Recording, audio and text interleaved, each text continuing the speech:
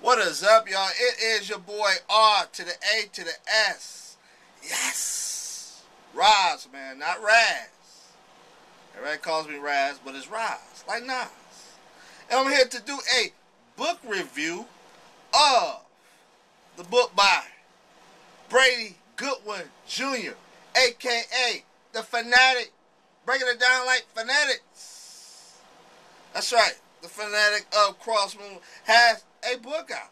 Some of you might not even know this. But yes, he has a book out. And the title of the book is called The Death of Hip Hop. Hip Hop is dead. Marriage and Morals.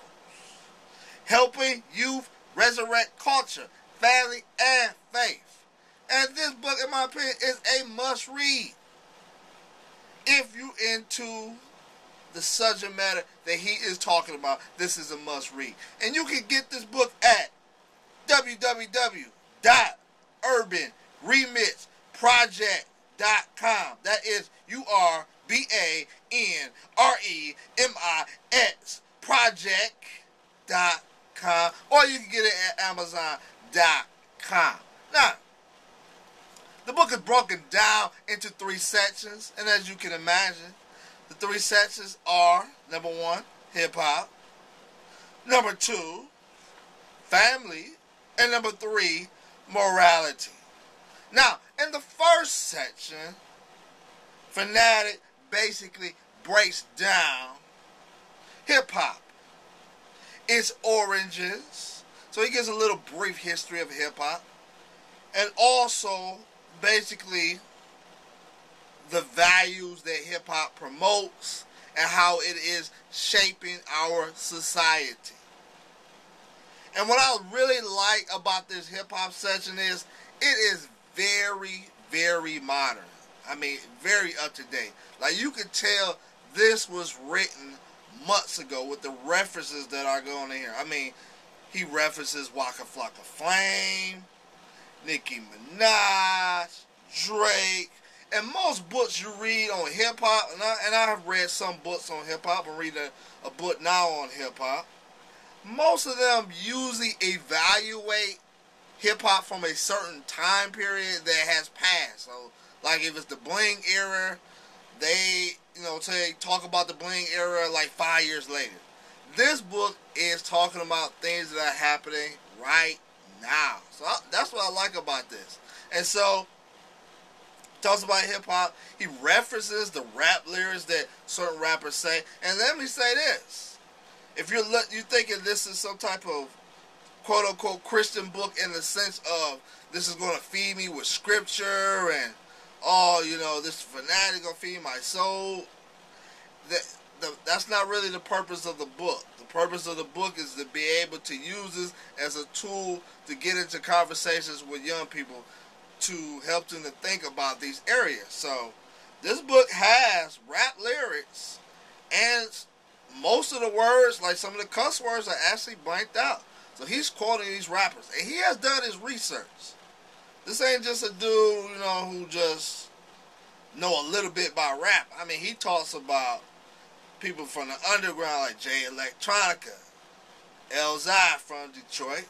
So I gotta mention Elzai from Slum Village. I mean, just underground dudes. Of course, your Lupes and things of that sort. But also, people who are, real popular now. The Drakes, as I mentioned, the Nickies, the Waka Flocka Flames, the Gucci Mane, the Jeezys. All these people are mentioned in this book. And he analyzes the values that they have. And when I say analyzes, it's not really putting a judgment in a sense of like, okay, like you would think of a Christian book, like, okay, he quotes Waka Flocka Flame, and then he's saying Waka Flocka Flame is, sinful and evil, and these lyrics are, it's not like that. He's basically more reporting what they're saying, and he fits what they're saying into his point of view of hip-hop, whatever that is. So that's what he does throughout the book. In the first section, he basically, the climax is there's basically 2 types of hip-hop that's, promoting. You have the conscious rapper, and then you have the capitalist rapper who does rap for money. And these are the two people that are, basically vying for attention of our young people. And of course, our young people are more choosing more the capitalist, or what he calls, was the modern day now, stripper hip hop or strip hop. That's what they're more attracted to now. So that's what the first section, that's just a snippet. That's not going in depth. I can't go in depth in this review. Second section is on family. And the family section is my favorite section of the book. I've never really done research on, the origins of the family in America. Like, for example, I really never knew, as far as the teenagers, it's really something that's really modern. Like 100 years ago, teenagers were working, They weren't, sitting at home texting, what I'm saying? Send me a picture. Let me see what you got. I'm going to show you what I got. Come on now. That's how teenagers are today. Keep it real, let's keep it raw. And, that's basically just being idle, not being productive. And he says, because of the birth of the teenager, we see what's happening in our society. We're producing lazy people. That's not doing anything productive. He also talks about it in the family, different philosophies and worldviews that hit us in the 1960s, particularly, white people, but, that also had an effect on everybody, the hippie movement, free love, not wanting families, but, have sex with everybody, do it with everybody, this sexual revolution. And he talks about, the consequences of that. What we see in family, how they rejected family, how they rejected, religion, Christianity, and embraced it, Eastern religions. So things of this sort, he talks about that. And the breakdown of the family.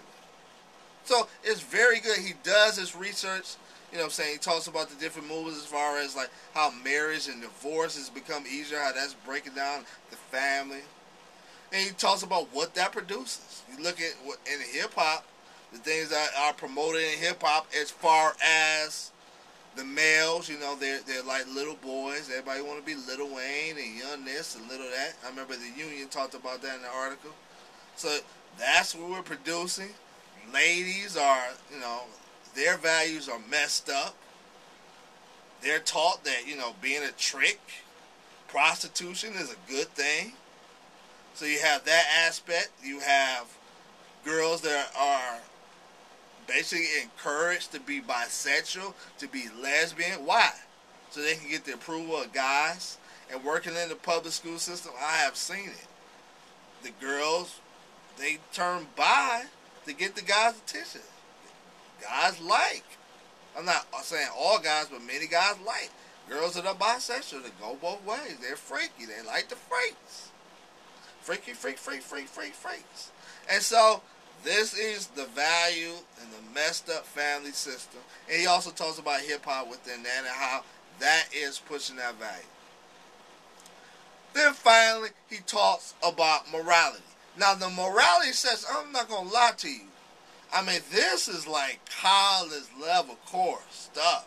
I like studying morality and relativism, stuff like that, but the stuff in here, I had to really take my time to read this section of morality. It's, as we say in the black community, deep.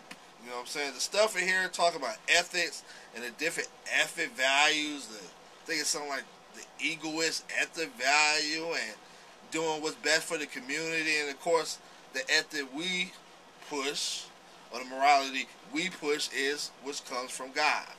And so he evaluates the different ethic systems that are pushed in our society, and then, of course, goes into the gospel. And the gospel is basically laid out at the end. He breaks it down, the gospel at the end. But again, the book is more give you a history, the history of how did we get here, why are we so messed up in the urban communities, where did we drop the baton, and then at the end, he fixes it up. and gives the good news of Jesus Christ. And so I really enjoyed this book. I recommend this book for anybody. Now, I'm going to talk about the negatives. If you know my reviews, I always talk about positive as well as negatives. Negatives. This book is a lot of money, my brother, my sister. It's a lot of money. $20-something. I paid like $20-something. Now, I would do it. You know what I'm saying? The only reason I did it, I'll be honest, is because it is the Phanatik. Phanatik is, I'm not a friend of his, but my accounts with Phanatik, he's one of the nicest people you can meet, man. Just a nice person. You ever run into a person like, man, that's a nice person.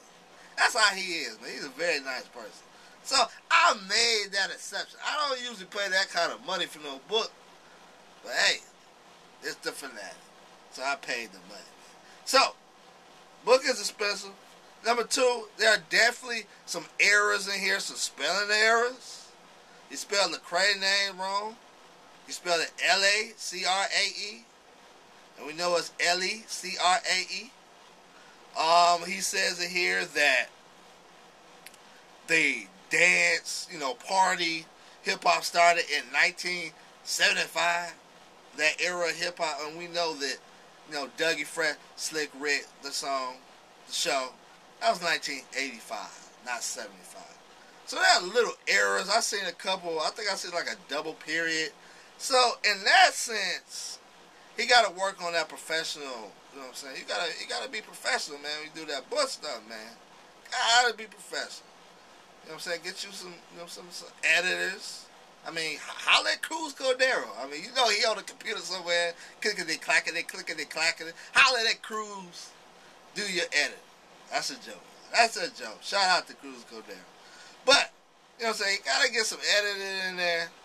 It do cost a grip of money. But overall, that's really my main concerns. And, that last section is kind of deep. So you gotta be, embrace yourself. But I like the music examples he uses, the real life examples, the music examples. He used a lot of popular culture to flesh out his points. And so that's my review, man. Get this book, The Death of Hip Hop, Marriage and Morals. This is your boy R to the A to the S. Yes. Rise. I'm out. And we all know that number K-O-B-E, Kobe Bryant sucks. Number 24. And I'm out.